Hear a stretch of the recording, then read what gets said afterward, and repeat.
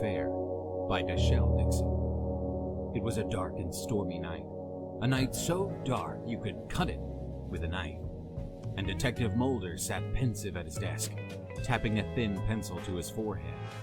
He had no cases all week, and he was down to his last dime. At any moment now, the landlord would barge in asking for the rent. The door swung open. "Hey, your rent is overdue," said the landlord. "I'm working on a case," said Mulder. "I'll get the money by the end of the week." "Yeah, you better," said the landlord, and he went away with a huff. As the door swung closed, Mulder went back to his pencil tapping. But then, it was suddenly interrupted by the sound of the door opening again. He thought it would be his jerk of a landlord, but instead it was the most beautiful woman he had ever seen. She had long blonde hair and legs up to here. "Hello, sailor," she said in a sultry voice. "I'm Scarlet Bobanson, and I've got a case for you." "Listen, doll," said Detective Mulder. "I can't take your case unless you can pay." "Oh, don't worry, Mr. Detective," said the lady. "If you can find out what happened to my dead millionaire husband, you'll get what's coming to you." This sounded interesting. "Okay, go on," said Mulder, trying to look disinterested. Scarlet came closer to the desk and leaned forward, and Mulder could see a lot of her ample bosom in front of his face. "The police called me this morning and said my husband was found dead in the river, and they said he killed himself, but I think he got himself in a lot of trouble," she said breathily. Mulder took another drag from the cigarette he was smoking this whole time. "How do you know that?" he asked. "Well, it doesn't make any sense," said Mrs. Bobanson. "My Humphrey had no reason to kill himself, but he had a lot of shady business partners, I'm sure of it. Just yesterday, he was yelling on the phone with someone, probably his associate, Joe Bloomberg. He was saying something about the package. He seemed really worried last night. When I woke up, he was gone." Mulder nodded, taking it all in. She finished it with, "And then he was missing this morning. I don't know what happened, but he couldn't have killed himself. I need you to find whoever did this to him, so that Humphrey can rest in peace," she said.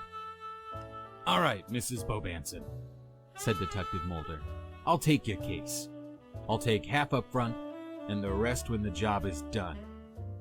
"Call me Scarlet," said the woman, "and you'll find the first half of your fee right here," leaving a thick stack of bills on the table that she pulled out of her purse.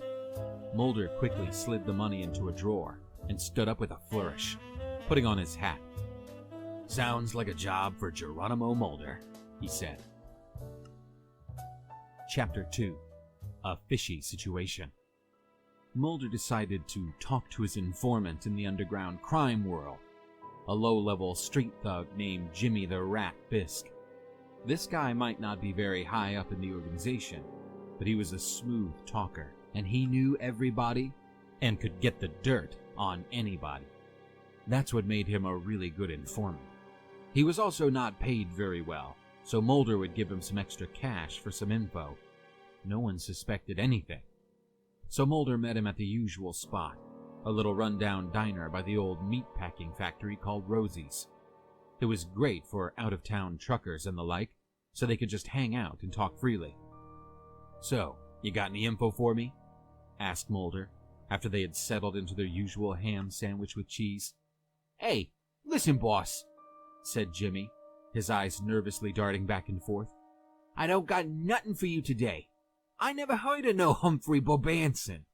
So what if the police found some stiff in the river? Happens all the time. People just jumping off bridges, you know. Happens all the time. Don't got nothing to do with us this time," he said. But Mulder didn't seem convinced. "What about Joe Bloomberg? Ever heard of him?" he said. "What, you mean that bigwig businessman in town?" said Jimmy. "Sure. Everyone's heard of him. What has that got to do with anything?" "He was the last person Humphrey spoke with before he died," said Mulder. Besides his wife, he thought, but he didn't mention it. What are you saying? You think Bloomberg had something to do with his death? Look, kid, don't play dumb with me. You remember that scandal last month? All the newspapers say that Bloomberg got his newest office tower funded with some under-the-table money from the drug kingpins. They got that case thrown out of court, but we all know this rumor didn't come from nowhere. He's shady, and he could be involved. Okay, said Jimmy. Don't have a cow, man. Yeah, it's true. Bloomberg's guys knows a few people in the wrong places. And that's how they got some of the money.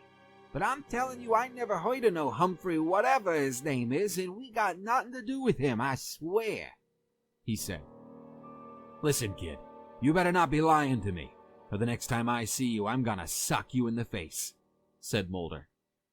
Now tell me some of your associates that have dealings with Joe Bloomberg, just in case I need to follow up with them. Jimmy sighed. He needed the money. Okay, just talk to Mr. Maloney down at the racetrack, he said. Some of Bloomberg's guys have gambling problems. Mr. Maloney handles all their bets. No one knows his first name, though, or even if that is his real name. Maybe he knows something, he said. Thanks, kid, said Mulder. He walks out of the diner after dropping a few 20s on the table. Later, Rosie, he says, waving goodbye to the hostess as he makes his way out of the diner. Chapter 3. The Sign of the Four.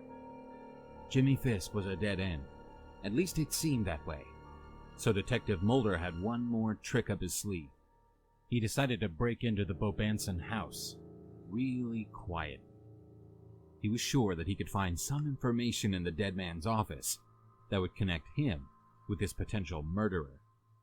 Getting past the guard dogs was the easy part, but Mulder still had to scale the outside walls and find a way into the second story where the office was. This is where he was able to employ a trick he learned in his own criminal youth. Slapping talcum powder over his fingers, he was able to get a firm grip on the windowsill and pull himself upwards.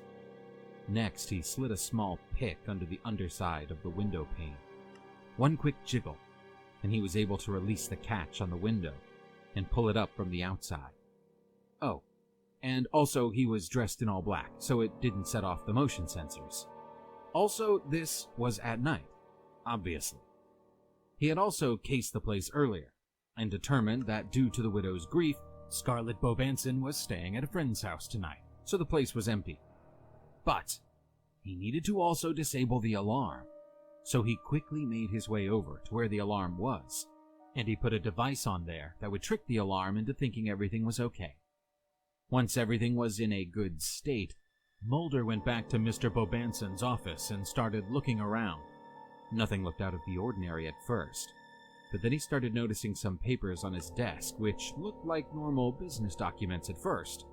But one thing caught his eye. It was a strange symbol, like 4 curly floral patterns arranged in a circular pattern.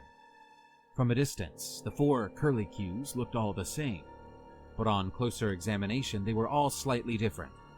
But why? Mulder couldn't figure that out, so he shrugged it off. The next thing he did was look at the safe. He was also an expert safecracker, so it was pretty easy for him. Looking inside, he found a lot of incriminating information, but they were all related to different things. Just one thing stood out. It was a telegram from a Mr. Maloney. Time to pay him a visit. Chapter 4. A Race Against Time. Detective Mulder arrived at the racetrack at the crack of dawn. It was just about to open for the day's races, hopefully just in time for him to catch this mysterious Mr. Maloney. In order to fit in, though, he decided to watch a few races and place a few bets first. Too bad he was no good at horse races because he lost $200. But now it was time to look for Mr. Maloney. "Say there, fella," said Detective Mulder, as friendly as he could to one of the workers at the track. "I'm looking for Mr. Maloney. I've got some business with him." The employee looked really surprised for one moment, but then recomposed himself. "Come with me, sir," he said cautiously. Detective Mulder got up to follow him. After walking down what seemed like an endless corridor, he was finally led into a small, sparse office. "This man is looking for Mr. Maloney," said the employee before scurrying off. The man standing before Detective Mulder was a very large man, with a round face and a thin mustache. "I don't know who you are," said the man. "Are you Mr. Maloney?" said Mulder. "No. "Where is he?" Mr. Maloney hasn't been seen for 2 days. I'm Mr. Blick. Whatever business you have with Mr. Maloney, you can do through me," said Mr. Blick. "No, I need to talk to Mr. Maloney and only him," said the detective. "I'm telling you, no one knows where he is. No one's seen him." Suddenly, the employee from before comes barging in. "Mr. Blick, I just got the news. The police called and said they found Mr. Maloney's body, dead in the river," he said. "Wait, what?" said everybody at the same time. Chapter 5. The Beginning of the End. Detective Mulder had one last person he had to talk to, and that was Joe Bloomberg. But as he was sitting at Rosie's diner figuring out his next moves, a news bulletin showed on the TV screen that was there. "This just in," said the anchor woman. "Prominent businessman Joe Bloomberg is found dead in his home of apparent suicide." There goes his lead. But that meant all the leads were dead, including the victim of his own case. That meant one thing. Humphrey Bobanson definitely didn't kill himself. Someone was methodically killing all of his associates as well. And then, it dawned on him. The mysterious sign in the Bobanson office was a symbol used for a secret alliance of 4 men. Maybe Bobanson was one, and Maloney and Bloomberg were 2 more. That means whoever was the 4th man was responsible for killing all of them, maybe to take over the entire operation. But who was this mysterious 4th person? Detective Mulder didn't come across any other names that would fit this bill. He needed more. He decided to pay Scarlet Bobanson one more visit. Fast forward to the Bobanson home. When he drops in to find her at home. "Let me change into something more comfortable," she said flirtatiously. Mulder tried not to be distracted by her shapely figure. "Ms. Bobanson, I found out something about your husband," he said, and explained the gang of 4 that he stumbled across. "But I still don't know the name of the 4th man," he said. "Whoever he is, I'm sure he was responsible for killing your husband." "Who said anything about it being a man?" said Scarlet, her demeanor finally shifting into a threatening territory. She pulled a gun from under her dress that she had all along and pointed it at Mulder. "You poked your nose where it didn't belong, and now you're gonna pay," she said menacingly. "Oh no! It was you all along!" said Mulder in disbelief. "But why?